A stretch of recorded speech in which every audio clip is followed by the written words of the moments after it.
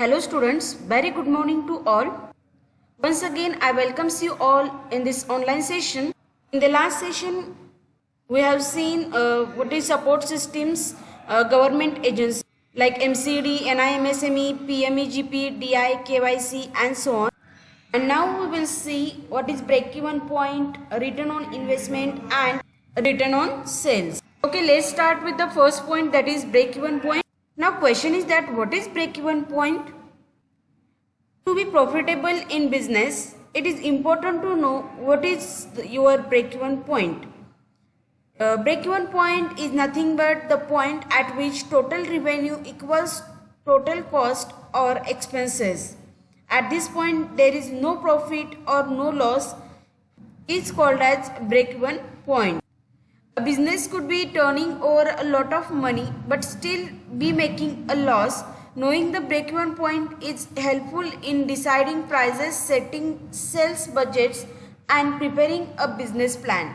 The break-even point calculation is a useful tool to analyze critical profit drivers of your business, including sales volume, average production cost and average sales price. Now, how to calculate break-even point in your business? To be profitable in business, it is important to know what is your break-even point. By understanding where your break-even point is, you are able to work out different points like how profitable your present product line is. Second one, how fast sales can decline before you start to incur losses. Next one is how many units you need to sell before you make a profit. Next one, how reducing price or volume of sales will impact on your profits. And last but not least, how much of an increase in price or volume of sales you will need to make for an increase in fixed cost. These are few points you will able to work out by knowing the break-even point. Now there are number of ways you can calculate your break-even point. One simple formula uses your fixed cost and gross profit margin to determine your break-even point. Remember that what is important to calculate break-even point. First one is fixed cost and gross profit. Fixed cost exists regardless of how much you sell or don't sell and include expenses such as rent, wages, power, phone, accounts and insurance. Your gross profit margin is the percentage of sales dollars left after subtracting the production cost of goods sold from the total sales figure. Use our interactive calculator to work of your gross profit margin. Now the question is that how to calculate break-even point. By using a formula you can calculate break-even point, that is break-even point is equals to fixed cost divided by gross profit margin. And if your business has multiple products, use this calculator or formula to determine the break-even point per product. Break-even analysis allows an entrepreneur to know how much profit he can earn at different sales volume. Any sales volume or number of units sold exceeding the break-even point will result to a profit. This helps an entrepreneur to set sales targets that will let her achieve desired profit level. This is all about the break-even point. Remember one thing, break-even point is only for the profit purpose. Now the second one point is return on investment. First of all, we will see what is the definition of return on investment, that is ROI, a profitability measure that evaluates the performance of a business by dividing net profit by net worth is known as return on investment. Return on investment, that is ROI, is probably the most important calculation one needs to make to ensure the long-term viability of their business. It is not enough to build a profit margin on the product or service being offered. you need to make decisions regarding how to allocate resources. For example, one course of action might require spending more than another. Which is the best choice? The answer depends on anticipated ROI, that is return on investment. You want to invest in things that provide the greatest return. In order to do this, you must first calculate your ROI, that is return on investment. Now question is that how to calculate ROI? ROI is calculated by subtracting the initial value of the investment from the final value of the investment, which gives us net return, then dividing this net return by the cost of investment, and finally multiply it by 100 is the formula for calculating the return on investment. Or you can say return on investment is the most common profitability ratio. Return on investment is not necessarily the same as profit. ROI deals with the money you invest in the company and the return you realize on that money based on the net profit of the business profit. Profit, on the other hand, measures the performance of the business. Don't confuse ROI with the return on the owner's equity. This is an entirely different item as well. Only in sole proprietorships does equity equal the total investment or assets of the business. You can use ROI in several different ways to judge the profitability of your business. For instance, you can measure the performance of your pricing policies, inventory investment, capital equipment investment, and so forth.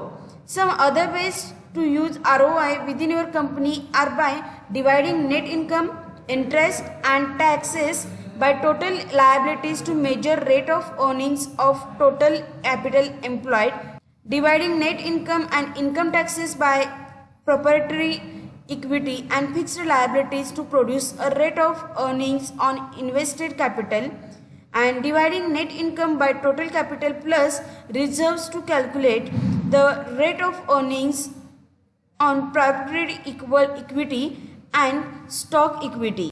This is about the return on investment. Now another question is, what is the good rate on return on investment?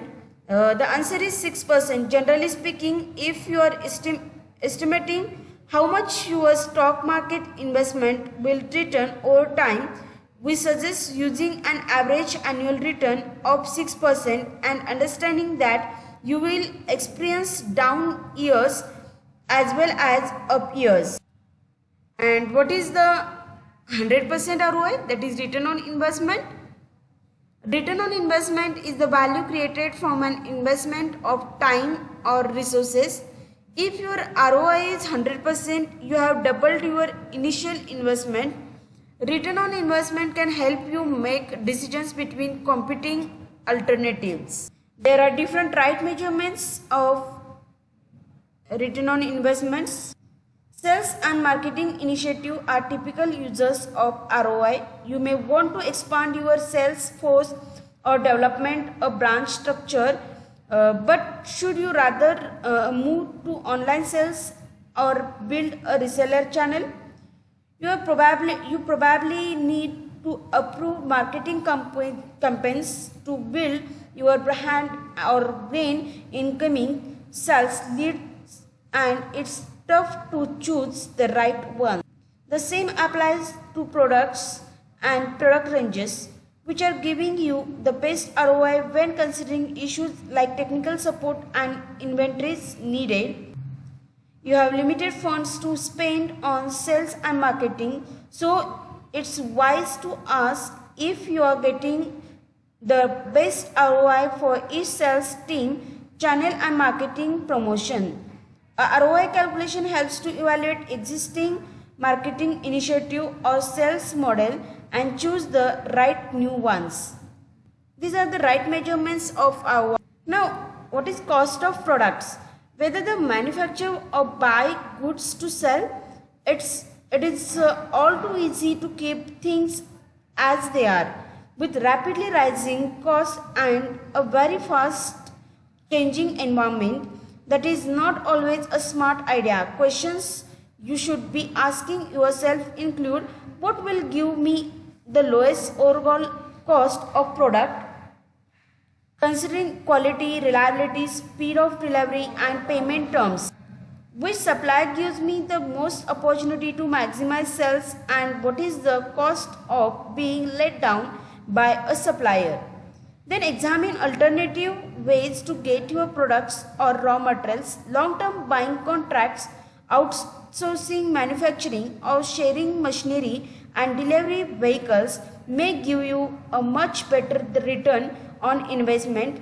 Many informal business firms buying cooperative to reduce their cost of sale. ROI is a useful tool to assist decision making. ROI is the informal sense with some rules of thumb to make you think about the intangible cost on and benefits. Means you can rely on reasonable information rather than having to fly blind. Now, how to increase your return on sales? There are ways to improve return on, last point we will decide is the secret of turning ROI calculation into success. Every step in your business startup is calculated guess as to what do you believe you can achieve. Measuring your results is essential to making your business profitable. ROI measurements are imperative to measuring and understanding the results you are achieving with your new or existing business. Take into account all factors relating to the profitability of your business and don't smudge on the facts to make it seem more profitable than it really is. It is important to approach your business and your business results with absolutely honesty. Be honest with yourself and face the facts of your task. An honest examination of your business at regular intervals will help you get on and stay on track to keep the doors of your business open. You will thank yourself later. Is the secret of turning ROI calculation into success. And now, how ROI for business startups? You all know the concept of startup. When you are just beginning your own business, you have plenty of time on your hands. This is the reason why most small businesses owners do not properly count their time in the ROI equation. They just look at cash expenditure and incoming monies, and they are satisfied with that calculation. It is often said that people generate the kind of results that they believe they can achieve or the kind that they want to achieve. Seeing the goal is the first step to achieving the goal. Expectations will always brings results equal to the expectation. Having been down the business startups path before myself, I too understand the desire to calculate ROI without consideration to the time invested in the enterprise. However, I also understand the importance of placing a value on my time and working that into my final members. In the beginning, I ran two types of ROI calculations: all resources exempting my time and all resources including my time. Of course, I actually set a higher expectation for my own income level. First, I had decided on $10 an hour for my time. Later, I adjusted that amount upward. Starting out, even though I ran two versions of my ROI calculations, I relied first on my resource excluding my own time. Once I had achieved this goal, then I refocused my attention to reaching the ROI which took into account my own time. Now that time has passed, I can go back and look at my yearly ROI and see I have earned enough cash to pay for those early days of famine. This is the ROI for business startups. This is all about return on investment. And now the last point of today's session is return on sales. Return on sales is the percentage measure used to indicate how efficiently a business transforms sales into profits. For example, the amount of profit generated per dollar earned. If a company return on sales is on the rise, this signals growth at a steady, efficient rate. Now the second one question is, what is the formula for the rate of return on sales? The basic return on sales formula is profit divided by sales, that is profit divided by sales. If a company made $5,000 profit on $10,000 sales, then that is a 50% return on sales is there. Remember the formula, profit divided by sales is nothing but return on sales. And next one is, how do you increase return on sales? There are ways to improve return on sales, and we have included some of these tips for you to consider. First one, increase the price of your vehicles. It helps to perform some research so you don't price your business out of any sales by being much more expensive than your competition. And the second one is, cut the cost of preparing or selling vehicles. Again, one question is that, what is the good return on sales ratio? Most companies are happy to get 5 to 10% return on sales. Obviously, if you are unprofitable and losing money, your bottom line is going to be negative number, so your return on sales will also be a negative number. But if your gross margin is positive, then increasing sales will help the situation. Return on sales is the ratio used to evaluate a company's operational efficiency. This measure provides insight into how much profit is being produced per dollar of sales. And increasing ROS indicates that a company is growing more efficiently, while the decreasing ROS could signal impending financial troubles. ROS, that is return on sales, is very closely related to the firm operating profit margin. Return on sales is a measure of how efficiently a company turns sales into profits. ROS is calculated by dividing operating profit by net sales. ROS is only useful when comparing companies in the same line of business and of roughly the same size. Return on sales is financial ratio that calculates how efficiently a company is generating profits from its top line revenue. It measures the performance of company by analyzing the percentage of total revenue that is covered into operating profits. The calculation shows how efficiently a company is producing its core products and services and how its management runs the business. Therefore, ROS is used as an indicator of both efficiency and profitability. Investors, creditors, and other debt holders rely on this efficiency ratio because it accurately communicates the percentage of operating cash and a company makes on its revenue and provides insight into potential dividends, reinvestment potential, and a company's ability to repay debt. Now, what is the difference between ROS and operating margin? Return on sales and operating profit margin are often used to describe a similar financial ratio. The main difference between each usage lies in the way their respective formulas are derived. The standard way of writing the formula for operating margin is operating income divided by net sales. And return on sales is extremely similar, only the numerator is usually written as earnings before interest and taxes.